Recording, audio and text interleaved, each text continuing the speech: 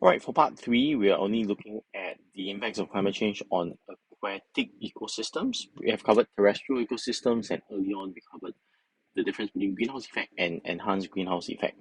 So for the final part here, to answer question three, we will be looking at impact of climate change on aquatic ecosystems. Means things that are found, ecosystems that are found within the oceans of Earth. Okay, so there are three main things that you need to work around with: disruption of marine food webs, okay, your food chain in the water systems, right? Threats to coral reefs, and of course, finally, ocean acidification. Okay, so key thing here, what happens as a prelude to all this? When you have warmer global water temperatures, you will have your icebergs melting.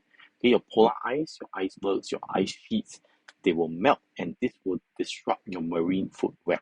What are we looking at? We are basically looking at this, right? When you have mixing of deep and surface water, the planktons will not have the same amount of nutrients from because they need the nutrients from the deep ocean. But when temperatures rise and you have a mixing more fresh water mixing in, these planktons will have an impact.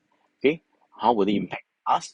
We are at the extreme end of the food chain where we eat the animals that eat the animals that eat the animals that eat plankton.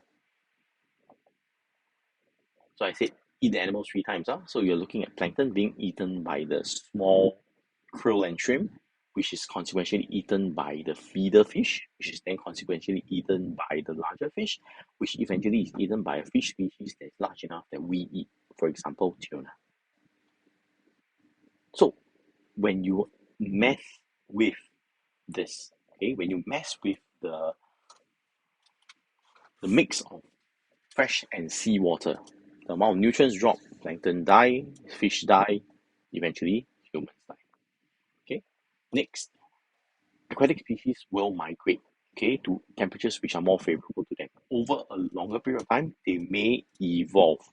Okay, evolution may kick in, but that takes time. Okay, now before they evolve, what will happen? They will follow where there are temperatures are more suited for them, where they find their prey. Okay, so they'll move away from the normal zones. How does that affect us? Think about local fishermen. Okay, imagine you are a cod fish fisherman, and suddenly all the cod in your area has disappeared, right? Because of temperature change, they have to move to somewhere that's cooler. So how would your livelihood be impacted? How would the local ecosystem be impacted? Right? If you have a particular type of seal that only eats cod, now the cod is gone, what will happen to the seal? Okay? Maybe the seal, some of them will migrate along with the cod. What about those that don't? Okay? What about animals that feed on the seal? Sea lions, orcas. So the impact has to be described in this manner that there is beyond a local impact, there could be subsequent second tier, third tier impacts. Okay, it could be impacting humans, it could also be impacting the local ecosystem.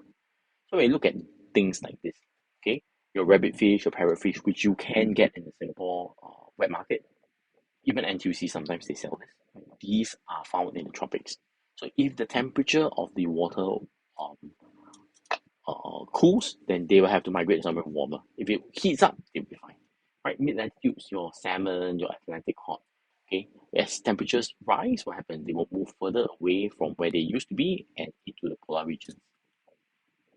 Okay. This is a soulfish, very commonly eaten in Korea and a lot of Asian countries, but these are unique because they need to um, live in cool areas. Okay, live in cool areas. So many times you will see these moving away to these cooler spots of water that are found in the spurs because they need cooler temperatures to survive. Okay, so can you imagine if there's a temperature rise and then suddenly the whole area, all these cool spots are gone? What will happen to this soulfish then? Diversity could suffer the decrease in biodiversity if all these go extinct.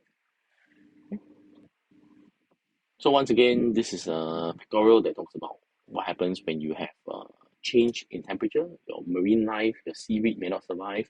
Your seaweed may not, if it doesn't survive, how would the fish that feed on the seaweed be impacted? Okay. Coral bleaching is another key problem that corals face. With changes in temperature, corals will die. Okay. So when you talk about coral bleaching, it's actually when the colors of the coral disappear, and that is the effect that you get when the coral dies. Okay, the easiest way to kill the coral is to crank up temperature. Okay, there are many ways to kill a coral, right? Corals only do well in a few select conditions, right? So if the coral is in optimal condition, there would be sufficient temperature, a warm temperature. So if you suddenly have a lot of polar ice that's melted, what will happen? The overall area will cool down. Okay, it will cool down. So as a result, the corals will go into shock and they will die. Okay, so this is one of the key problems with coral and coral bleaching. Now you may be thinking corals, we don't eat corals anyway, right? Most of us don't at least. But corals are the foundation blocks where the small fish actually do get some sustenance from the corals itself, and the small fish can grow into larger fish or can be eaten by larger fish, and you can eat the fish. Okay, so once again, coral bleaching is one key problem. Finally, ocean acidification. What happens when you talk about oceans acidifying? Okay, so what we are looking at is the idea that the oceans are important carbon sinks. They hold a lot of the carbon for us. Okay, they do, right? This is something you don't argue with.